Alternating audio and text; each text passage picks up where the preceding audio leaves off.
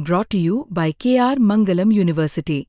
We provide you the platform to turn your dreams into reality. Give wings to your aspirations with KR Mangalam University.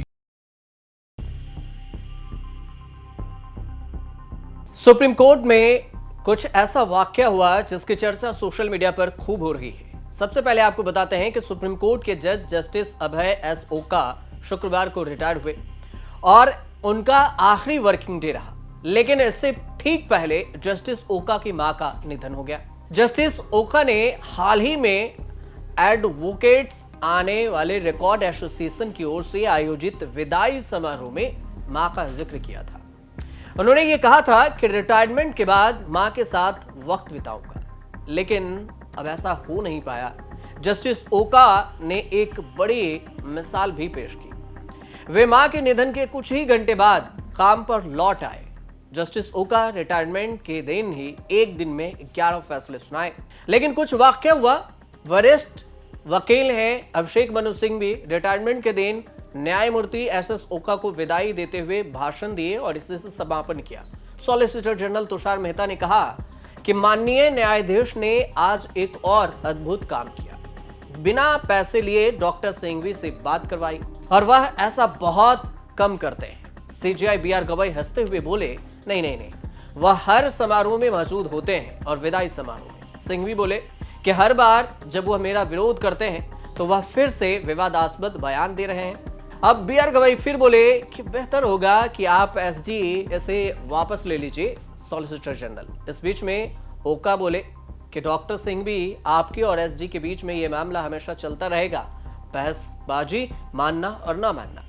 ये कुछ अहम तथ्य थे और कुछ हंसी मजाक का वाकया था जो सुप्रीम कोर्ट के बीच में रिकॉर्ड किया गया। कुछ बड़े फैसले हैं महाराष्ट्र में वीफ बैन को लेकर, नास्तिकता की घोषणा को लेकर और कैदी सुधार निर्देश को लेकर। 2017 में पवना डिबनूर बनाम ईडी का जो केस था ये भी काफी चर्चा में रहा था। इसके अलावा दाऊदी बोहरा समुदाय में जो बहिष्कार का अधिकार है ये भी अहम केस है जो अभय ओका ने सुनाया था, जिसकी चर्चा खूब रही। जस्टिस अभय ओका का जन्म 25 मई 1960 को हुआ। उन्होंने विज्ञान बैचलर ऑफ साइंस में ग्रेजुएशन किया। इसके बाद बंबई यूनिवर्सिटी से कानून से उन्होंने मास्टर किया, एलएलएम और की डिग्री ली और यह मजबूत शैक्षणिक आधार उनके जीवन की एक नींव बन गई। अपनी पढ़ाई पूरी करने के बाद जस्टिस एस ओका अपनी पढ़ाई पूरी किए उससे पहले, लेकिन तब अभय ओका थे जस्टिस। बाद में जून 1983 को एडवोकेट के रूप में रजिस्टर्ड खुद को करवाया।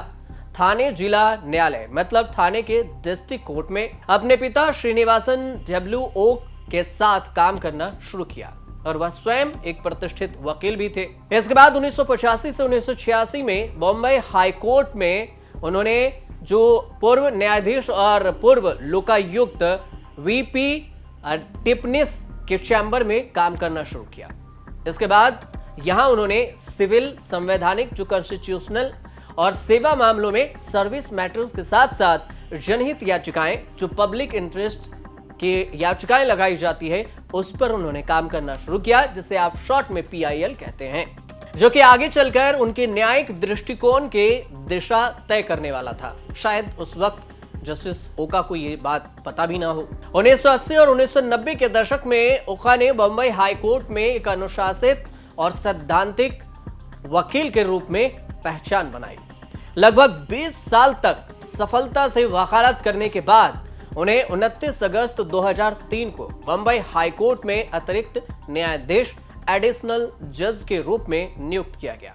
इसके 2 साल बाद 12 नवंबर 2005 को वह स्थानीय न्यायाधीश यानी परमानेंट जज बन गए और 13 साल तक इस पद पर काम किया उन्होंने। इसके बाद जस्टिस ओका ने ठाणे जिला न्यायालय में अपने पिता के चैम्बर में प्रैक्टिस शुरू करके जो आगे के सफर तय किए उसकी चर्चा खूब होती रही। अगस्त 2003 में बंबई हाई कोर्ट के एडिशनल जज बने, प्रमोशन मिला।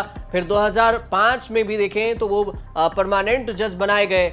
मई 2019 में उन्हें कर्नाटक हाई कोर्ट के मुख्य न्यायाधीश मतलब चीफ जस्टिस बनाया गया, कर्नाटक हाई कोर्ट के रूप में शपथ लिए। अगस्त 2021 में वो सुप्रीम कोर्ट पहुंचे और अगस्त 2021 में सुप्रीम कोर्ट के जज के रूप में उनकी नियुक्ति हुई और अब उन्होंने रिटायरमेंट ली। अब रिटायर होने के बाद जो सुप्रीम कोर्ट में उनके विदाई समारोह के वक्त में वाकया हुआ, उसकी चर्चा खूब सोशल मीडिया पर हो रही है।